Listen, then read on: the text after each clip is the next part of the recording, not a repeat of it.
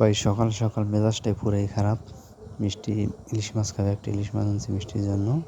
তাই ফ্রিজ থেকে বের করে মাছটা কলপারে কেটে কুটে ধুয়ে দিয়েছে। তার কিছুক্ষণ পর পাক করবে ভাই রে ভাই। কিছুক্ষণ পরে যাওয়ার পরে দেখি যে ওই বালতির ভিতরে মাছ নাই। জানলা দিয়ে একটু তাকাইছি যে পিছনে দেখে একটা বিড়াল পা চারতাছে। পুরাই মাথাটা গরম যে মাছটা বিলাই দিয়ে খেয়ে ফেলেছে। তাই মিষ্টি আর আমি পাশে দাঁড়িয়ে ভিডিওটা অন করে দাঁড়ায় রয়েছি। দিয়ে বিলাই সেলাই প্রায় 5-6 মিনিট দাঁড়ায় রয়েছি, ও আসেনি, ওখান থেকে আসেনি। তারপরে আমি একটু গেছিলাম, দেখি জানালার পাশে এসে দাঁড়াইছে। তাই আবার মিষ্টির আমি দূরে এসে দাঁড়ায় রয়েছি। এই যে দেখেন, এই যে শালাই কীভাবে ঢুকতেছে। এই যে ডুইকে এখন বালতির পাশে দাঁড়ায় থাকবে, চুপটি করে দাঁড়ায় থাকবে যে পাশে কেউ আসে কিনা। বালতির দিক পুরা নজর ওর, কারণ ও এক পিস খাইয়ে গেছে।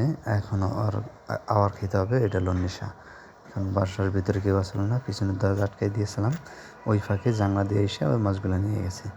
এখন আমরা দুজনে দাঁড়ায় রয়েছি যে ও কীভাবে মাছটা নিয়ে গেছে একটু দেখি, ভিডিও করে দেখি। যেহেতু ও খাইছে বালতি থেকে মাছগুলো, আমরা ওগুলো আর খাবো না, ফেলাই দেবো।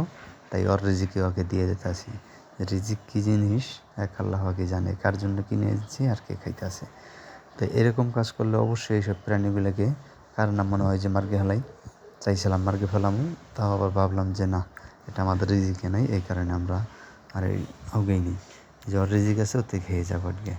যেহেতু জানলাটা যদি আমরা আটকে দিয়ে যেতাম তাহলে আর এরকম হতো না। ওই দেখেন, এই যে বালতির ভিতরে মুখ দিতে আছে, এই যে সেলাই মুখ দিতে আছে। আসলে মুখ দিয়ে উঠাবে না, তো ভিতরে পানি আছে, ও পা দিয়ে তুলবে মাছটা। পা দিয়ে তুলকে নিয়ে আবার জানলা দিয়ে চলে যাবে। মিষ্টির আমি তো দাঁড়াই দিচ্ছি দরজার পাশে। এই যে কী যে মনে চাইতেছে যে আমার মাথায় নষ্ট করে গেলাইছে, এটা কী করলো মেয়েরা। আমার ছোটো একটা মেয়ে, ও যেতে দূরে গেছে, তাই সমস্যা নাই, ওর নাকি আবার আর একটা মাছ নিয়ে আসবো আমি। ওই যে দেখেন, ওই যে একটা নেছে, ওই যে পড়ে গেছে মুখটা, ওই যে পাওয়া যায়, ওই যে লাভ দিয়ে চলে গেল।